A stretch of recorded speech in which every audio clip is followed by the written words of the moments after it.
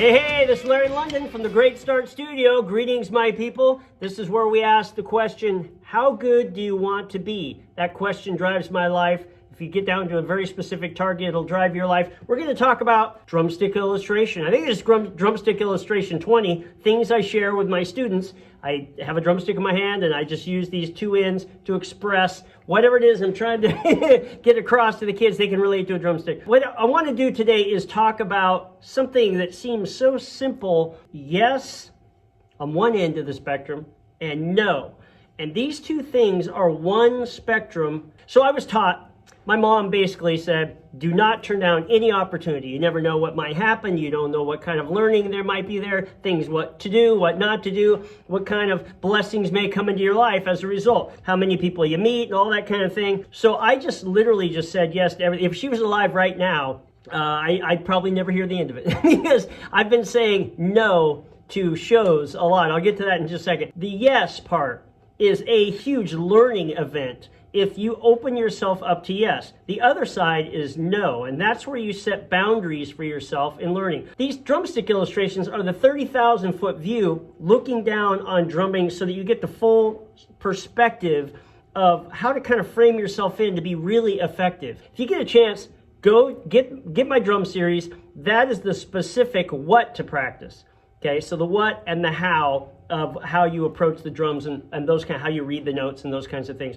What styles to play, what the meters are, all the subdivisions, left, right, two line, it's all in there. You want to get the series. These are the overarching ideas to help define us in boundaries so that we can be productive. So there's the yes, where you open yourself up to just like literally every kind of thing. Now for me, yes is a huge, huge thing because I have said yes a lot. I think this is how the glass is half full, then it's full, then it's overflowing to eternity. That idea is a yes idea. And so what you want to do is just be open to all of those possibilities. Don't limit yourself down to the limits of the glass. It doesn't really exist. It's all in our mind. We can overflow positivity to eternity. Basically, you have this idea that yes is where you get all of the rewards of all of those things that are out there if you just reach out there and start grabbing at them. Yes is where you say, I'm not sure if I can learn a song, and you just say yes, I'm going to do it, and you step into positivity and you do that. Yes is if you know a guitar player and he wants you to come over, or he wants to come over and kind of work on a song, say yes. If some band says, hey, I want you to play, and you're not sure about the style or anything, just say yes. You can get in there, and in the first day you can figure out if you have to say no because you literally can't keep up with it. But you say yes to get into the environment because those opportunities, who knows, maybe you're over that. Maybe you're above that situation and you're super comfortable, right? You've already over-practiced that kind of thing.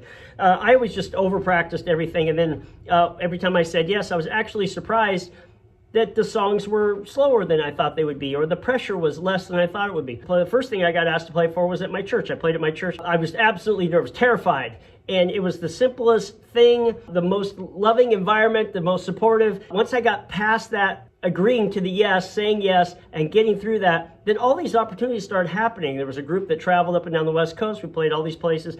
This is before college, right? So you get a lot of experience just by doing that. A lot of life on the ground experience if you start saying yes. Now, on the studied side, I said yes to tons of things about lessons. Yes to lessons. Yes to reading. Yes to all of my music classes. Didn't matter if it was something I was really interested in or not interested in. If it was music, I was going to take it. I'm not going to be a natural scientist, so I didn't take natural science unless I had to. So I basically took all the music classes, regardless of what it was, just so I was in that environment. Even if they were just saying, hey, be quiet back there, drummers, we're working with the clarinets right now. Everybody's familiar with that in school. You just say yes, and then in an academic way, anything that the teachers threw at me, drum instructors wise, I said yes to. I just accepted it and went, okay, I'll work on that. You think that's good? I'll work on it. I'll doubly work on it. I'll work twice as much on my left hand. My left hand's kind of dumb. I got to work on the styles. I just worked through all the different styles. I just wanted to be a guy who could play. I was like, I want to learn that. If somebody wants me to play a cha-cha, I want to be able to do a mambo. I want to be able to, like, all these different things. I want to be able to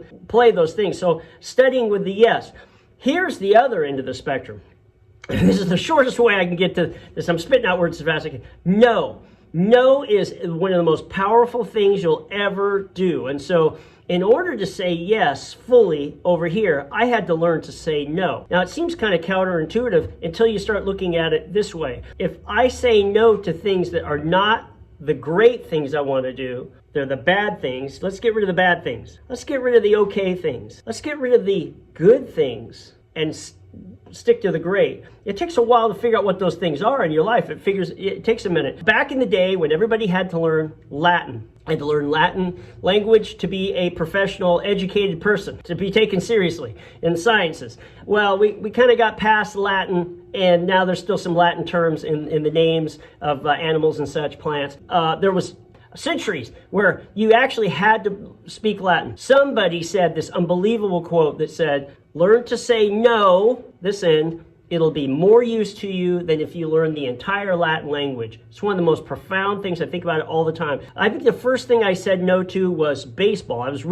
We had the Little League team. My dad was the sponsor of the team because he had a plumbing company. We out on a farm, so I had a little baseball diamond. We had all the gear, right? I never passed a rock without throwing it, a dirt clod, a pine cone. I just love throwing stuff, hitting stuff. But there was a time about in 9th grade, this just happened to be right about when I started playing drums in 8th grade, I just decided to say no to it. And it was one of the great things I ever did. It actually felt really bad to say no because I was just taught to not say no to those things.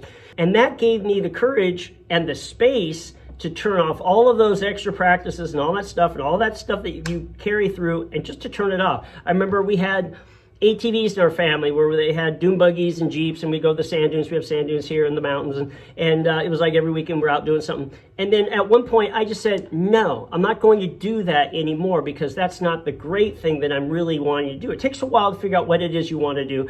1992, I said no to TV. I got rid of TV. I was like, nobody needs to spend time. I used to put a poster on the wall that said, isn't there something better you could be doing with your time right now? And I'd watch TV and I'd kind of glance up at the poster. I went, you know what I really need to do is put it right on the TV screen. I have to pull it off the screen in order to watch TV. And then right after that, I went, I don't need TV. And now anytime I'm anywhere where I see commercials, I'm like, commercials. I totally forget about commercials. It just blows my mind. So you end up saving all of this time, and then you end up more defaulting in this way towards the yes that you want. But you want to be the kind of person that just says no to so many things that you're just left by default to do this. It's kind of like this room. I don't have anything else to do in my studio except this. I mean, I just do my work. If I'm in this room, I'm basically defaulting to doing my work. I'm trying to make these short.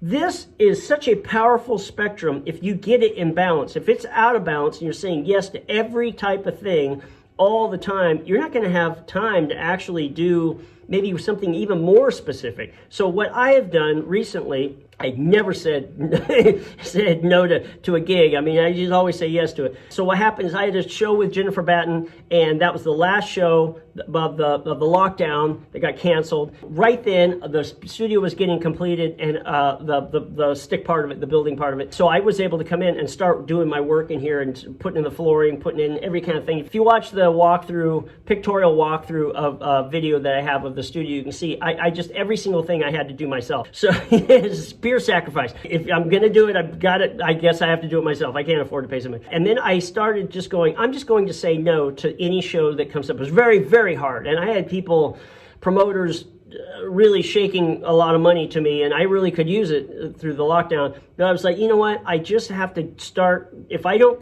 really condense down my energy into a very specific yes, by saying no to even things that I normally would have thought was a yes. Now I'm starting to pare out some of the yes into no's, and I'm saying no shows until I get my work done. I don't want to be that guy with the regrets that says I always wanted to do this. I never really committed to it. I'm doing it now. I'm as happy as I could possibly be. And that's what I want for you. I want you to figure out what all of your yeses are and put them in categories and put them at the top and just get rid of you're gonna have to get rid of a ton of them. So this is the Stephen Covey idea of that you want to map out until you're 80 years old. And then at 80, you go, where do I want to be by the time I'm 80? because you've spent your industry and you're basically kind of done in your life, ambition-wise, and you go, if I make it to 80, right, I want this kind of target, this is what I want this to be my legacy. And then you start folding it back and you go, okay, well, maybe by 70, by 60, by 30, if you're 15, by 20, by, 16, by your birthday, and by the end of the week, and by the end of the day. And that way, every single action is taking you to the yes that you're aiming at, and you'll be satisfied at the end. The no is how you put the guardrails on there to make sure that you are pointing in the right direction. You have to say no to all this other stuff to point in this direction. Anyway, there's too much stuff. Hey, if there's anything in my work that is speaking to you, just be cool. Get on the channel, push a like, make a comment. These things really help me get my work out there, so we can get these ideas out there. I'm going to start recording the entire series on video here very, very soon. I got all these plans about my birthday in September, and so hopefully we can get all this laying out for the courses for everybody to get that. From the Great Start Studio, back at it.